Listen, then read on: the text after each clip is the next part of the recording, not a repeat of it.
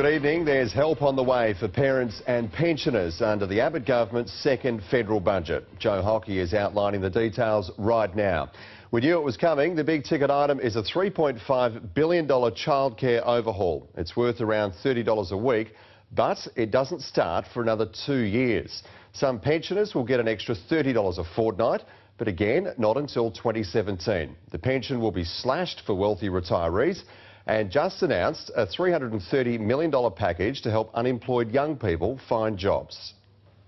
Thank you, Madam Speaker. I move that the bill for the 2015 budget now be read a second time.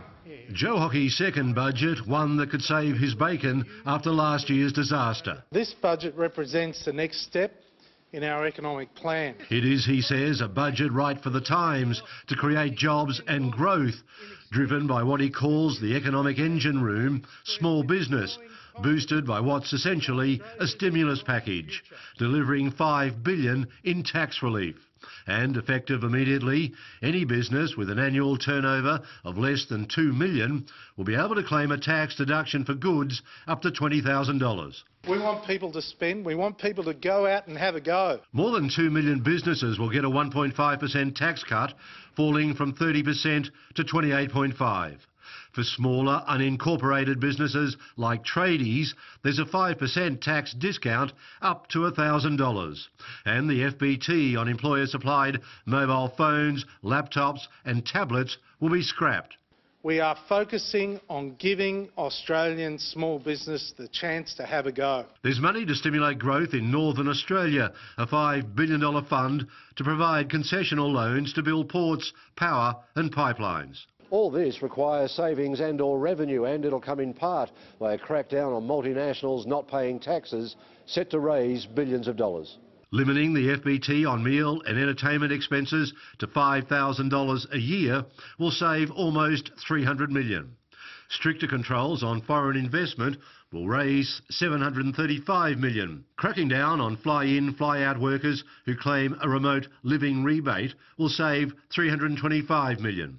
And for the first time, those in Australia on working holidays will pay tax from the first dollar earned, raising $500 million. This is not the end of the process. Despite losing $90 billion worth of tax revenue, largely due to a collapse in the iron ore market, the budget deficit will be lower than forecast at $35 billion. Joe Hockey's charting a slow and steady path towards surplus.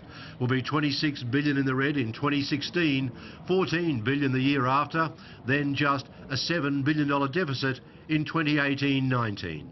Overall, our national debt comes in at $384 billion.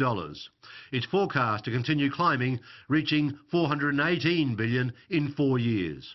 Unemployment has jumped to 6.5%, but that too is expected to improve, falling 0.25% each year to 5.75 in 2018-19. They are the best possible forecasts we could have in this environment. The already announced big ticket spends have been confirmed.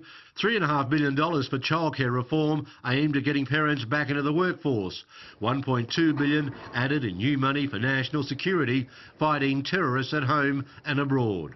The age pension remains the biggest expenditure in the budget at $44 billion a year, though tightening pension eligibility from 2017, impacting older Australians with high level of assets, will save more than $400 million. Look at the glass half full. Look at the glass half full. Lane Cathcart, 9 News. And Lane Cathcart joins us live now from Canberra. Lane, good evening. Joe Hockey has a lot riding on this. How do you think the budget will be received? Well, Tim, it is a big test for Joe Hockey, as you say, and given the disaster of last year, there are some coalition MPs saying that if he fails to make any political impact with this, his second budget, it will have to be his last, that Tony Abbott will have to replace him.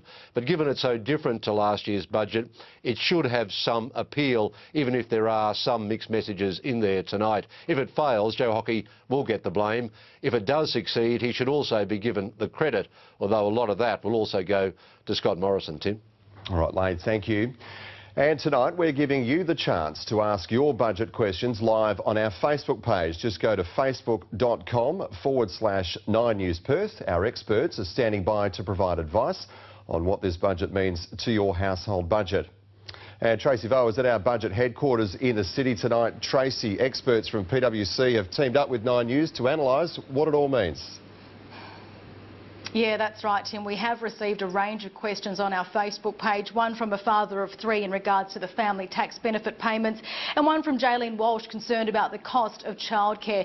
We will have the financial experts to cut through the politics and give you the answers of how it's going to affect you.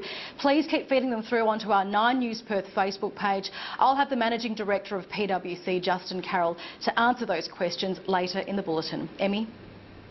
Okay, thanks for that, Tracy.